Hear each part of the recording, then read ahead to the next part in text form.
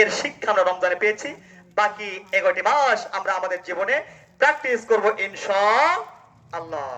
এরপরে 3 নম্বর শিক্ষা পেয়েছি আমরা মহান আল্লাহ রাব্বুল আলামিনের ভয়, তাকওয়া। তাকওয়ার শিক্ষা আমরা পাইনি পেয়েছি। দেখেন সুবে আপনার কিনা সারি থেকে শুরু করে ইফতার পর্যন্ত, ক্ষুধা তৃষ্ণা লেগেছে, তারপরও খাইনি। ইফতারির পুরো মুহূর্তে আপনি হরেক রকম ইফতারি নিয়ে বসেছেন, বুট মুড়ি ছোলা বিভিন্ন প্রকার ইফতারি। আপনি যদি ইফতারির আগে 10 মিনিট আগে এক লোকমা খান, জিবলে আমিন এসে আপনাকে গালি দেবে, কেউ বকা দেবে, কেউ কিছু বলবে না। তারপরেও আপনি খাননি কার ভয়ে? কার ভয়ে? দিনের বেলা বিবির সাথে খুশ গল্প হালাল ছিল, খাদ্য হালাল ছিল, পানি হালাল ছিল, তারপরে আমরা খাইনি কার ভয়ে? আল্লাহ রাব্বুল আলামিনের ভয়ে। এই শিক্ষা আমরা রমজানে পেয়েছি। সম্মানিত হাজিরিন, আপনাকে একটা হোমিওপ্যাথির মতো ডোজ দিয়ে দিই। প্রায় বলি, পৃথিবীর জমিনে যত অপরাধ রয়েছে সব অপরাধ থেকে যদি আপনি বাঁচতে চান, অনলি অপশন আপনাকে মহান আল্লাহ রাব্বুল আলামিনকে ভয় করতে হবে। যে ব্যক্তি মহান আল্লাহ তাআলাকে 100% ভয় করতে পারবে, ওই ব্যক্তি দিয়ে একটা পাপও হতে পারে না। এই জন্য আমার আল্লাহ রাব্বুল আলামিন পবিত্র কোরআন কারিমে বিভিন্ন জায়গায় তাকে ভয়ের কথা বলেছেন। আল্লাহ বলছেন, ইয়া আইয়ুহাল্লাযীনা আমানুত্তাকুল্লাহ হাক্কা তুকাতিহি ওয়া লা তামুতুন্না ইল্লা ওয়া আনতুম মুসলিমুন। আমার আল্লাহ বলছেন, হে ঈমানদারেরা, তোমরা আমি আল্লাহ রাব্বুল আলামিনকে ভয় করো, 100% ভয় করো। ভয় করার মতো ভয় করো। কেমন ভয় করবেন? যেভাবে ভয় করলে পরে আপনি সুদ ছাড়তে পারবেন, সেভাবেই মহান আল্লাহ রাব্বুল আলামিনকে ভয় করতে হবে। যেভাবে ভয় করলে পরে আপনি ঘুষ ছাড়তে পারবেন, সেভাবেই মহান আল্লাহ রাব্বুল আলামিনকে ভয় করতে হবে। যেভাবে ভয় করলে পরে আপনি মিথ্যা ছাড়তে পারবেন, সেভাবেই মহান আল্লাহ রাব্বুল আলামিনকে ভয় করা লাগবে। একটু একটু ভয় করলে চলবে না। আপনি বলছেন আমি আল্লাহকে ভয় করি, আবার শুধু খাচ্ছেন, হবে? আপনি মিথ্যাবাদী। আপনি বলছেন আমি আল্লাহকে ভয় করি, আবার মসজিদ থেকে বেরিয়ে বিড়ি খাচ্ছে। এরকম লোক সমাজে আছে না? বলছে আল্লাহকে ভয় করে, আবার মিথ্যা বলছে। এ মিথ্যা বলছে, এ আল্লাহকে ভয় করে না। যে ব্যক্তি মহান আল্লাহ রাব্বুল আলামিনকে ভয় করবে, ওই লোক দিয়ে বিন্দু মাত্র শয়তানি অপকর্ম হতে পারে না। সম্মানিত হাজিরিন, আপনি আল্লাহকে ভয় করবেন, কাল কিয়ামতের মাঠে মহা মুসিবতের সময় আমার আল্লাহ রাব্বুল আলামিন কর্তৃক কতগুলি ফেরেশতা আপনাকে ডেকে ডেকে জান্নাত দিয়ে দেবে।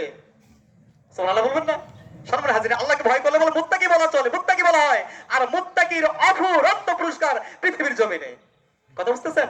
কাল কিয়ামতের দিন ফেরেশতাগুলি ডেকে ডেকে জান্নাতের দিকে নিয়ে যাবে। ওয়াসিফাল্লাযীনা তাকাউ রাব্বাহুম ইলাল জান্নাতি জুমারা। ফেরেশতা বলবে, এই আব্দুর রহমান, এই আব্দুল মালিক, এই আব্দুল খালিক, চলো চলো। এরা বলবে কোথায় যাব? আরে চলো না, চলো।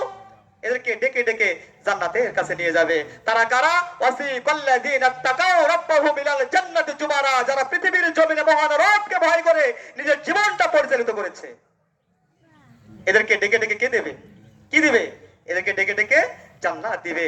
আর পৃথিবীর জমিনে আপনি আল্লাহকে ভয় করবেন, কোনোদিনও শয়তান আপনাকে পথভ্রষ্ট করতে পারবে? কথা বলছেন নাই? আপনি পৃথিবীর জমিনে শয়তান কখনো আপনাকে পথভ্রষ্ট করতে পারবে না। আমার মুখের কথা নয়, আমার আল্লাহ বলছেন সূরা আরাফ আয়াত নম্বর 201, ইন্নাল্লাযীনা তাকাউ ইযা মাসসাহুম তাইফুম মিনাশ শাইতান তাযাক্কারু ফাইযা হুম মুবসিরুন। নিশ্চয় যারা মহান আল্লাহ রাব্বুল আলামিনকে ভয় করে নিজের জীবনটা পরিচালিত করে, তাদেরকে যখন শয়তান কুমন্ত্রণা দেয়, ঠিক সেই সময় তাদের অন্তরে মহান আল্লাহ রাব্বুল আলামিনের ভয়ের উদ্রেক হয়ে যায়। আর যখন মহান আল্লাহ রাব্বুল আলামিনকে ভয় করে, তার অন্তর চক্ষু খুলে যায়। ওই লোকটা আর অন্যায় অগ্রসর হয় না, শয়তান তাকে পথভ্রষ্ট করতে পারে না।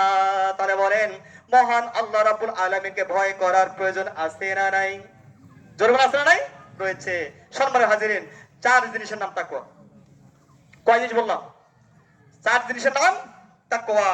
1, প্রতিনিয়ত মহান আল্লাহ রাব্বুল আলামিনকে ভয় করা।